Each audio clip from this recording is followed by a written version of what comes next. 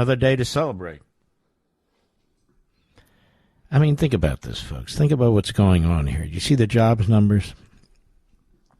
More jobs created than expected. I mean, we hear this all the time under Trump, under Reagan, same thing. I mean, you have effectively no unemployment. I mean, there's some, but it's so low statistically, that's how they treat it. You have effectively no inflation. The price of gasoline this holiday weekend is way down. The price of food, in most instances, is down. Obviously, we always want to do better. Housing prices around the country are down, depending on whether you're a buyer or seller. That's either good or bad. The point is the economy's chugging along. And now with this bill that was passed, it is a massive tax cut across the board with special focus on people who work with their hands, who serve other people, and who have modest incomes. The Democrats keep talking about tax cuts for billionaires because what else are they going to say? What else are they going to say? So which tax cut is it for billionaires? Can somebody, at some point, one of these reporters ask the Democrats, what tax cut is for billionaires? What are you talking about?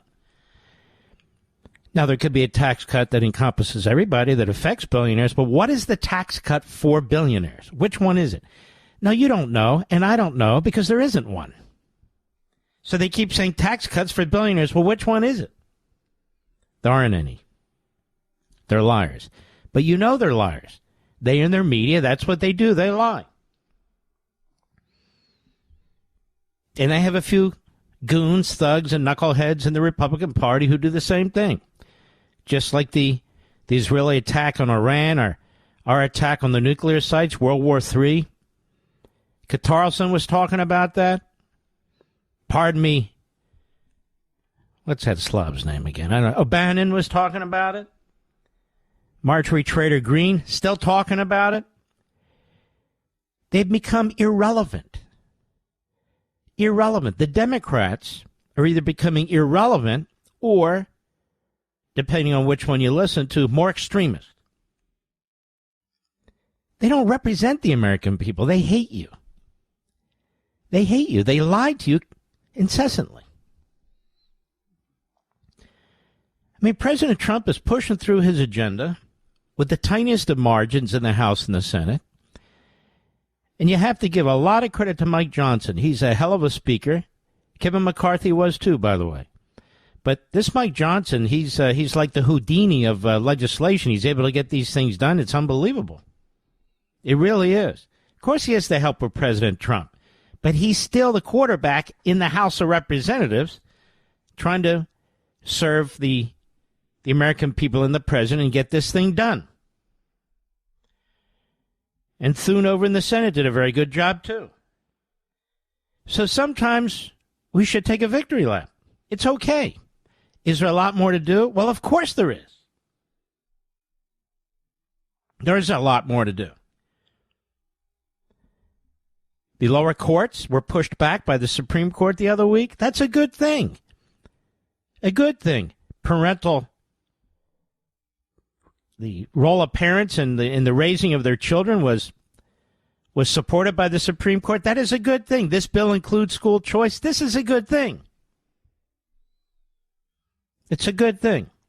Do we need to slash spending? You better believe we do. But what did I write in the Liberty Amendments? Washington can't do it. It just can't do it. And so we need our states to step up, our state legislatures, don't we? And to begin the process of capping and limiting the percentage of the GDP that the federal government can spend. But you can't do that in a single budget bill all of a sudden with the tiniest of majorities. This is the reality. And many of the people who are yammering away, they don't even support Convention of States. So you can, of course, support Convention of States and this bill at the same time, understanding reality. I said Washington can't do what needs to be done. That said, the states can. It's fantastic what's taking place here. I'm very excited about it. Very excited about what the court has done. It's going to disappoint us. Don't worry. That time will come. But right now, these decisions have been excellent. What's happened in the Middle East is superb. Absolutely superb. Not a single American military personnel wounded, let alone killed, in any of these actions. And Iran doesn't have a nuclear weapon or intercontinental ballistic missiles. These people were all wrong. They're a disgrace. The border is secure. This bill is going to triple, basically, the number of ICE individuals and the ability to have detention centers and so forth to really push people out of this country who shouldn't be here in the first place. Terrible, horrible criminals in many cases. You don't get enough credit. You, the American people. I haven't heard anybody thank you. I'm thanking you. Because but for you, Donald Trump wouldn't be president of the United States. But for you, we wouldn't have a majority in the Senate and the House. You did this. You wanted it. You did it. You voted. And you got it. And you got it. All of you, and there were a lot of you, I'm told, who called Capitol Hill last evening and through the night and into the early morning, urging your representatives to vote for this bill, I'm told you had an impact. So I want to thank you. I'm not saying it's the impact or what percent. I'm just telling you, you had a very positive role. And I want to thank each and every one of you in this audience who did it. I have the best audience. You're the best, folks. You're, by far. You're just terrific. Now, tomorrow, as you know, is Independence Day, July 4th, 2025. 249 years ago, people keep saying 250, 249 years ago, the Declaration of Independence was signed after some pretty brilliant and emotional debating that took place in Philadelphia, in what was the State Assembly building, but we call Independence Hall now, the Second Continental Congress. The Second Continental Congress.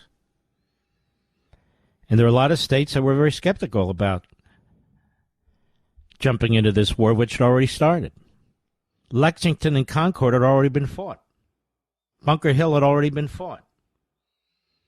So you had several states, particularly in the South, that were selling a lot of cotton to Britain, saying, why are we getting into this fight? They're not bothering us. But they did. So when we come back, I want to tell you a little bit about what took place 249 years and a few months ago at Lexington and Concord. The shot heard round the world. You've heard that phrase. Just to give you a very short little history lesson. Many of you may already know this. But you're going to be celebrating tomorrow and throughout the week in our independence.